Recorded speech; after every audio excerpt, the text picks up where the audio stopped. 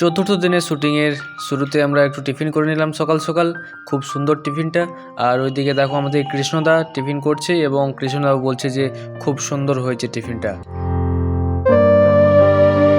তারপর আমি যখন ট্যাপে মুখ ধুচ্ছিলাম, কানাইদা আমার ভিডিওটা লুকিয়ে লুকিয়ে করে নিয়েছে। তারপর খেয়ে দিয়ে আমরা বেরিয়ে পড়লাম আমাদের শুটিং স্পটে।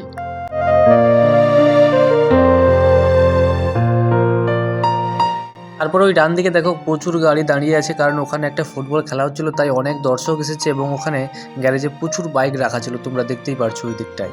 সেটাই দেখতে দেখতে যাচ্ছিলাম রাস্তার মধ্য দিয়ে। তারপরে আমরা পৌঁছে যাই আমাদের কমলাশোল, যেটা ঝাড়গ্রাম বন বিভাগ দপ্তর। আর ওখানে গিয়ে আমাদের কৃষ্ণদা জিজ্ঞেস করছিল যে এরকম লোকেশান কোথায় পাওয়া যাবে, কারণ অনেক কাঠ ফাট লাগবে, সেটাই জিজ্ঞেস করছিল ওখানকার এক সিভিক দাদাকে।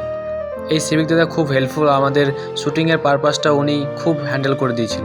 তারপর আমাদের শ্যুটিং শুরু হয়ে যায়। আমি এবং কৃষ্ণদা একটু ক্যামেরা করছিলাম, আর ওইদিকে পেছন দিকে আমাদের হিরো হিরোইন শ্যুটের জন্য প্রস্তুত।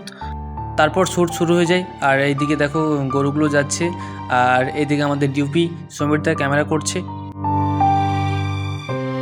আমাদের একটা ড্রোন শট দরকার ছিল, তাই ডিওপি সমীরদা একটু ড্রোনটাকে সেটিং করছিল। আর ওইদিকে আমাদের হিরোইন দাঁড়িয়ে ছিল। আমি ভিডিও করছি দেখে সেটা সমীরদা দেখে একটু মুচকি হাসি দিল। হাই করো সবাই। ড্রোন শটটা নেওয়ার পরে আমরা সবাই দেখছিলাম আমাদের ড্রোন শটটা কেমন এসছে।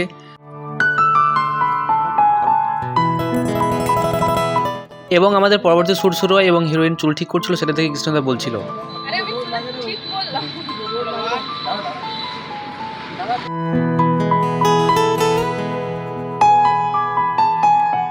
আমাদের পরবর্তী শ্যুটের লোকেশনে যাওয়ার সময় আমাদের গাড়ি চালিয়ে নিয়ে যাচ্ছিল আমাদের সুনীলদা। খুব সুন্দর ড্রাইভ করে, আগে নাকি গাড়ি চালিয়েছে।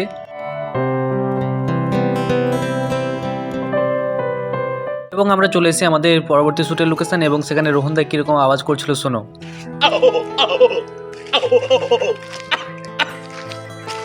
পুরো অরিজিনাল লাগছে, তাই না? আর এইদিকে দেখো আমাদের কৃষ্ণদা এবং আমাদের ডিওপি সমীরদা আমাদের টেন্টগুলোকে ফিটিং করছিল। আর ফিটিং করে দেওয়ার পর আমি এই ড্রেসিং চেঞ্জের রুমে ক্যামেরা রেখে দিচ্ছি। আর আমাদের টেন্ট রেডি করে দিয়ে আমাদের ডিওপি সমীরদা এখানে ক্লান্ত হয়ে ঘুমিয়ে পড়েছিল। দেখো, আজকের মতো আমাদের শুটিং এখানেই শেষ। দেখা হচ্ছে পরবর্তী ব্লগে।